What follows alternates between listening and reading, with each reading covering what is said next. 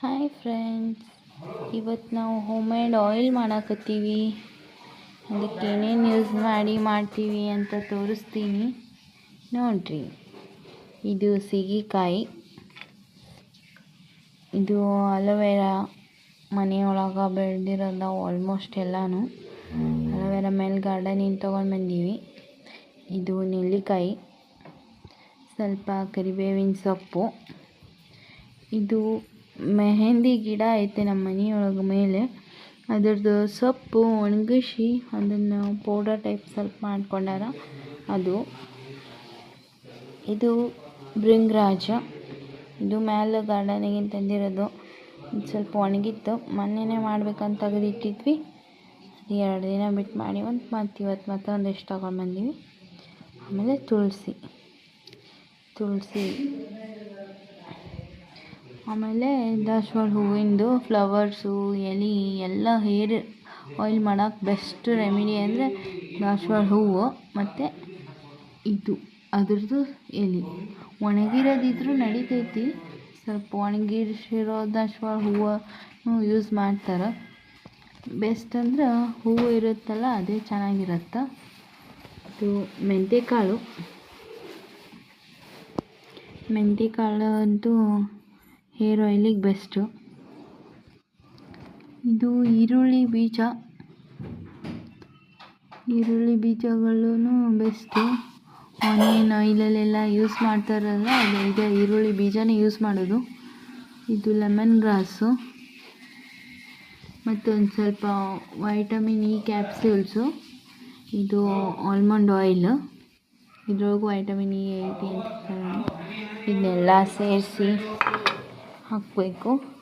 ಮತ್ತು ಒಂದು ಸ್ವಲ್ಪ ರೋಸ್ ಪೆಟಲ್ಸು ಸ್ಮೆಲ್ಗೋಸ್ಕರನೂ ಹಾಕ್ತಾರೆ, ಇದ್ರೊಳಗೂ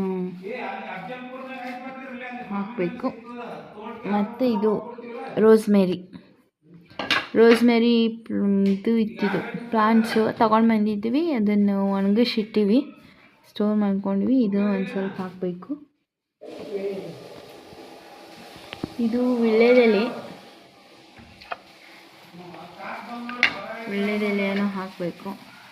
ಆಲ್ಮೋಸ್ಟ್ ಎಲ್ಲ ಗ್ರೀನ್ ಲೀವ್ಸು ಅದು ಎಲ್ಲ ಭೃಂಗರಾಜನ್ನು, ಇದು ಮೆಹಂದಿ ಇದು ಎಲೆಗಳು, ಕರಿಬೇವು ಸೊಪ್ಪು, ತುಳಸಿ ಎಲೆಗಳು, ದಾಸವಾಳ ಎಲೆಗಳು ಎಲ್ಲನೂ ಒಳ್ಳೆಯದು ಹೇರ್ ಆಯಿಲ್ ಮಾಡೋಕ್ಕೆ. ಇದನ್ನೆಲ್ಲ ಒಂದು ಹಾಕಿ. ಈರುಳ್ಳಿ ಬೀಜಗಳಿದು ಹಿಂಗಿರ್ತಾವು, ಸಣ್ಣದು ಈರುಳ್ಳಿ ಬೀಜ. ಇದು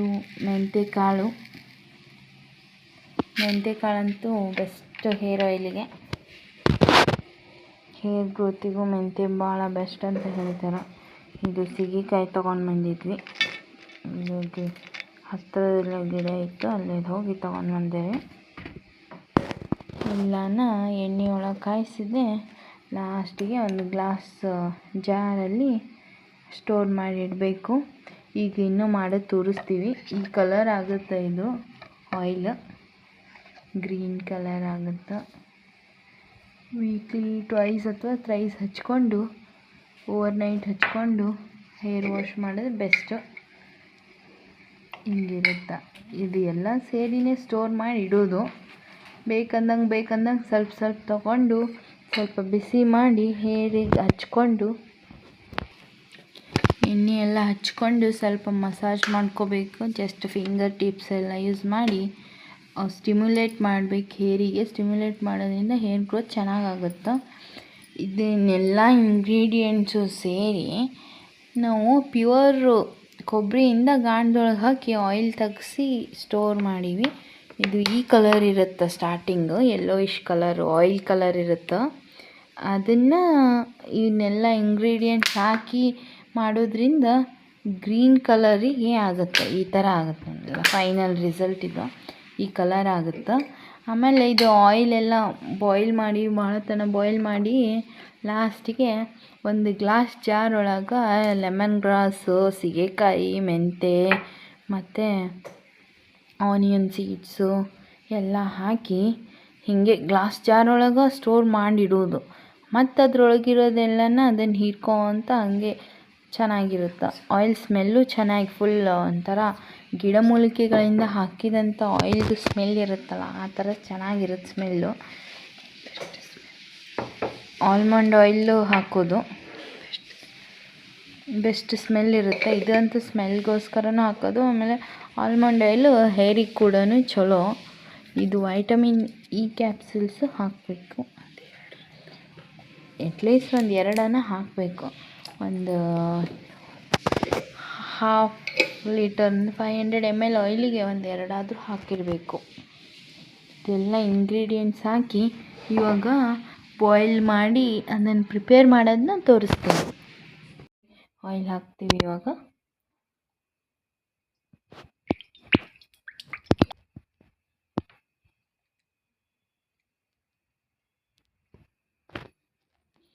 ಆಯಿಲನ್ನು ಸ್ವಲ್ಪ ಬಿಸಿ ಆಗೋವರೆಗೂ ವೆಯ್ಟ್ ಮಾಡಬೇಕು. ಫುಲ್ ಬಿಸಿ ಆದಮೇಲೆ ಒಂದೊಂದಾಗಿ ಎಲ್ಲ ಲೀವ್ಸು ಎಲ್ಲ ಕಾಳುಗಳು ಎಲ್ಲ ಹಾಕಬೇಕು.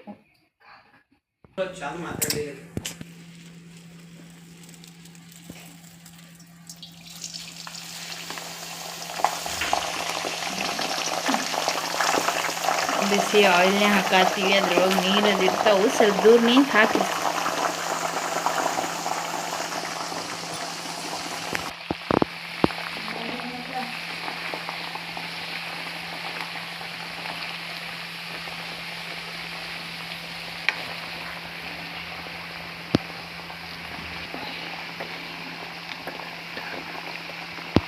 ಐದು ನಿಮಿಷ ಇಷ್ಟೇ ಬಾಯ್ಲ್ ಮಾಡಬೇಕು. ಇದನ್ನು ಒಂದು 5 ನಿಮಿಷ ಆಗಲ್ಲ ಆಯಿಲ್ ಕಲರ್ ಚೇಂಜ್ ಆಗೋಕ್ಕೆ ಸ್ಟಾರ್ಟ್ ಮಾಡುತ್ತೆ. ಫುಲ್ ಗ್ರೀನ್ ಕಲರ್ ಆಯಿಲ್ ಆದಮೇಲೆ ತೆಗೆದು ಬಿಡಬೇಕು. ಭಾಳ ಥರನೂ ಹಾಕೋದು ಬೇಡ. 5 ನಿಮಿಷಲ್ಲಿ ರೆಡಿ ಆಗಿಬಿಡುತ್ತೆ. ಭಾಳ ಟೈಮ್ ತಗೊಳ್ಳೋದು.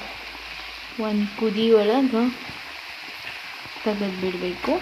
ತೆಗೆದು ಸ್ವಲ್ಪ ತಣ್ಣಗೆ ಮಾಡಿ ಆಮೇಲೆ ಗ್ಲಾಸ್ ಜಾರ್ ಒಳಗೆ ಸ್ಟೋರ್ ಮಾಡಬೇಕು.